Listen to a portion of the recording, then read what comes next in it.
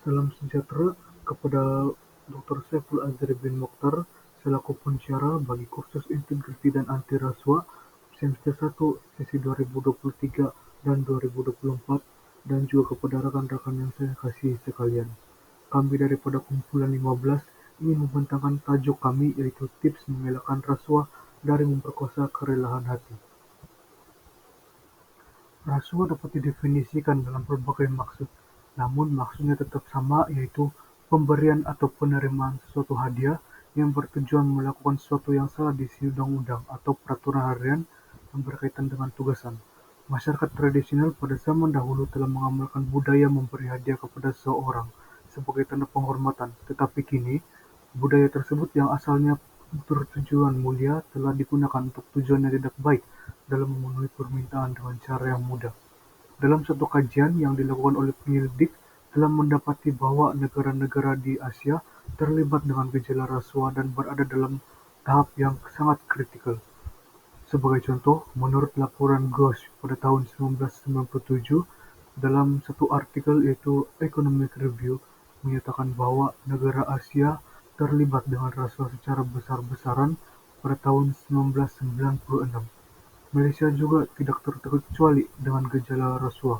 Buktinya, berdasarkan statistik tangkapan yang dibuat oleh SPRM pada tahun 2023, sebanyak 978 orang telah ditahan oleh pihak SPRM atas perbuatan rasuah.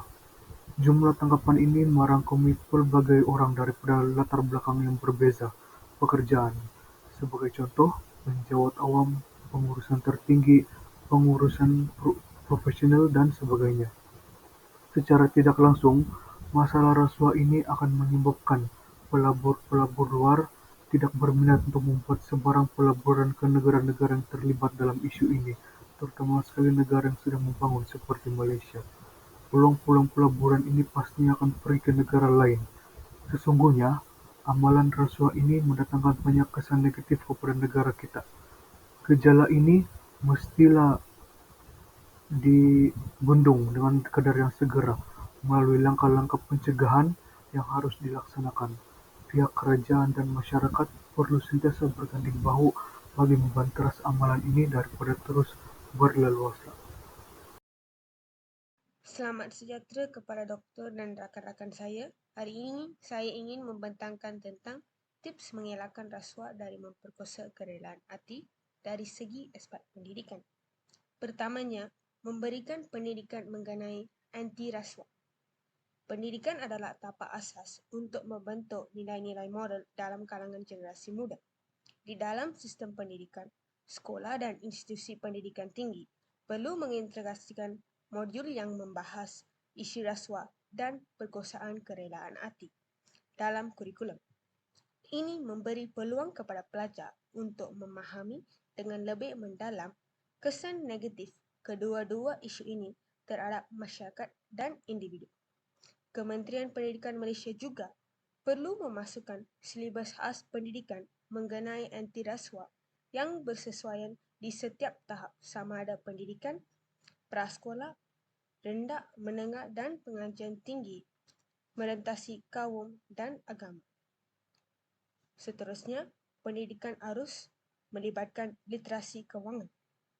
Pelajaran mengenai kewangan dan pengurusan kewangan yang bijak membantu individu membuat keputusan yang lebih baik dalam pengurusan kewangan mereka.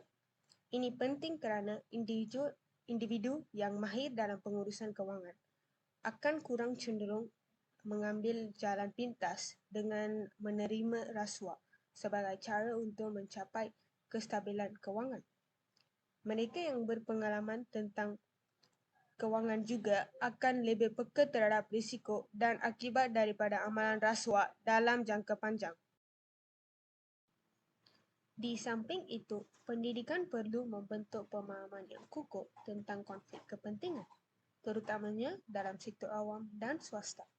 Konflik kepentingan boleh menjadi titik pemula untuk amalan rasuah. Pendidikan mesti mengajar individu untuk mengenali dan menguruskan konflik kepentingan dengan telus dan adil. Ini termasuk mendedahkan hubungan dan transaksi yang tidak sah yang boleh membawa kepada rasuah. Dengan pemahaman yang baik tentang konflik kepentingan, individu akan lebih berhati-hati dalam memastikan bahawa tindakan mereka sentiasa mematuhi etika dan undang-undang. Selain daripada itu, pendidikan juga mesti memberi tumpuan kepada kod etika dan standard profesional yang tinggi. Dalam bidang seperti perubatan, undang-undang perbankan, dan perniagaan, individu harus memahami bahawa amalan profesional mereka tidak boleh dicemarkan oleh rasuah. Mereka harus mematuhi kod etika yang ketat dan standard yang tinggi untuk menjaga integriti bidang mereka dan memastikan kepercayaan masyarakat dalam perkhidmatan mereka. Terima kasih. Selamat sejahtera kepada doktor dan rakan-rakan sekalian. Hari ini saya akan membentangkan tips mengelakkan rasuah dari memperkosa kelelaan hati dari aspek undang-undang. Yang pertama iaitu penguatkuasaan undang-undang rasuah dan integriti. Tindakan tersebut biasa dilakukan oleh Suruhanjaya Pencegahan Rasuah Malaysia SPRM. Mereka diberi kuasa sebagai entiti tunggal pencegahan rasuah untuk menjalankan bidang tugas. Hal ini kerana tindakan tersebut dapat mengelakkan mereka terpengaruhi oleh pihak lain, terutamanya pihak yang mempunyai jawatan tinggi. Seterusnya, menerima aduan kes rasuah salah guna kedudukan, menjalankan siasatan, menyediakan khidmat rundingan dan nasihat, mendidik dan mendapatkan sokongan masyarakat dalam memerangi rasuah juga tugas SPRM. Seterusnya, pemberkasaan undang-undang mengikut masa dan isu semasa.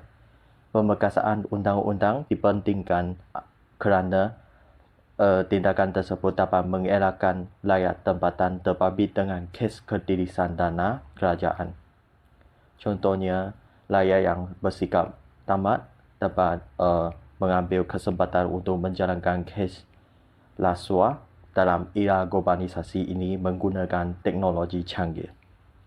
Yang ketiga iaitu meningkatkan pematuhan dan kerjasama daripada berbagai pihak untuk mematuhi peraturan.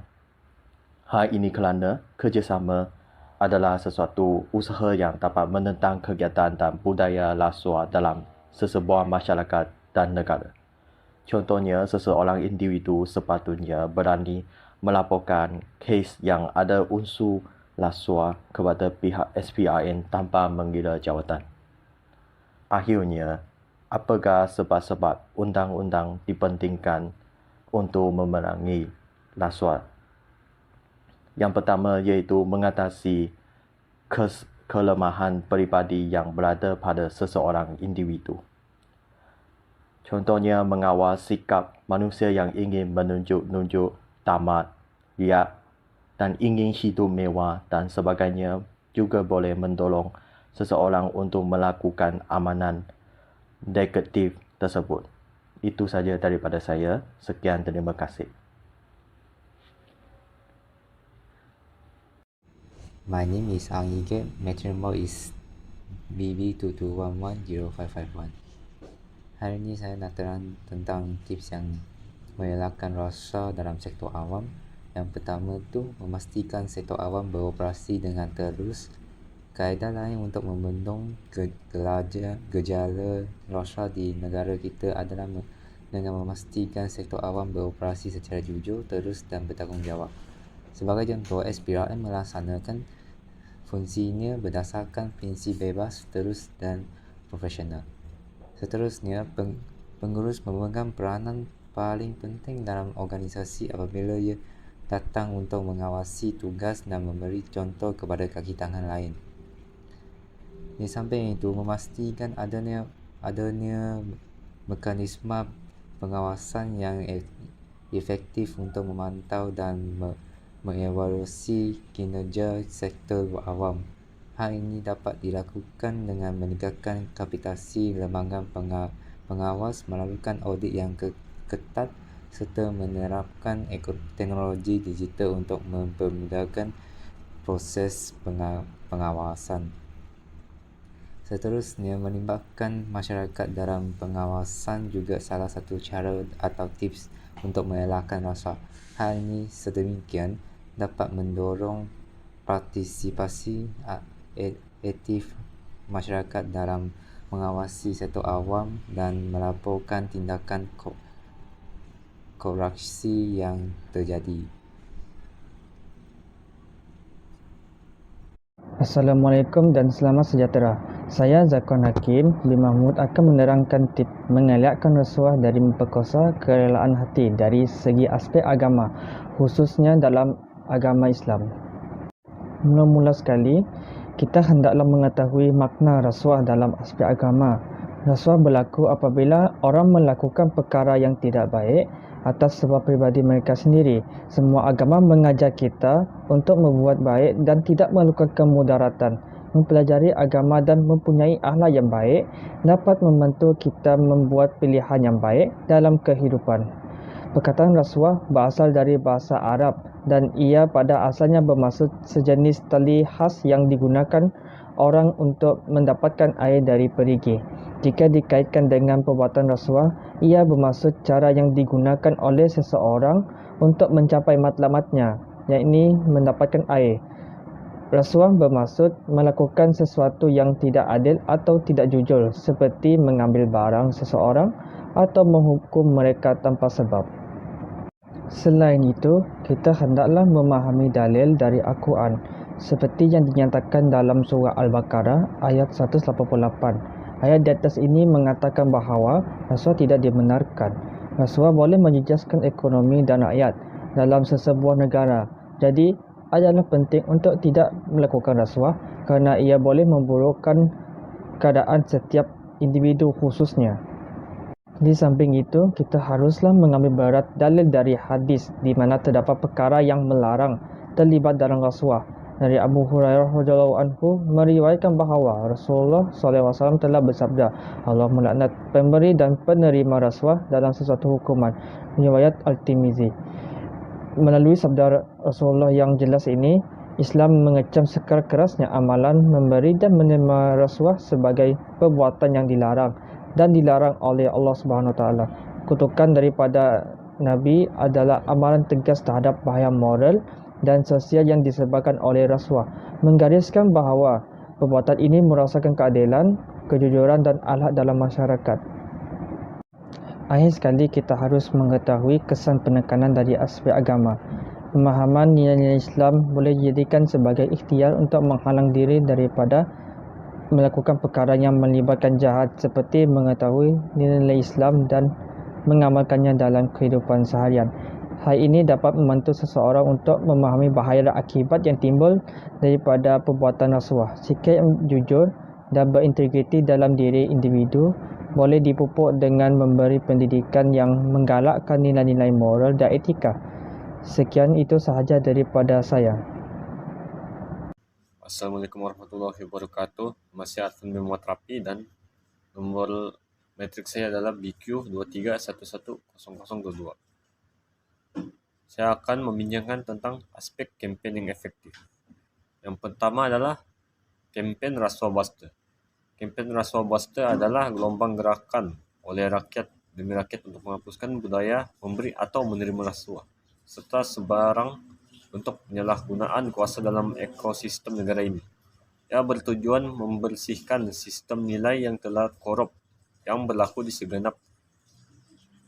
segenap lapisan masyarakat tanpa mengira kaum dan agama. Kempen rasuah buster menekankan integriti yang melahirkan moral dan karakter bangsa yang bertamadun dan berjaya. Seterusnya adalah peranan media massa dalam kesedaran anti rasuah. Media massa memainkan peranan penting yang menyampaikan mesej anti rasuah. Program-program televisyen, dokumentari, dan liputan berita mengenai kesan buruk rasuah seringkali diberikan penekanan untuk meningkatkan kesedaran masyarakat. Media massa melalui platform seperti akhbar, televisyen, radio, dan laman web berita telah menyumbang secara besar-besaran dalam menyampaikan mesej anti rasuah kepada masyarakat.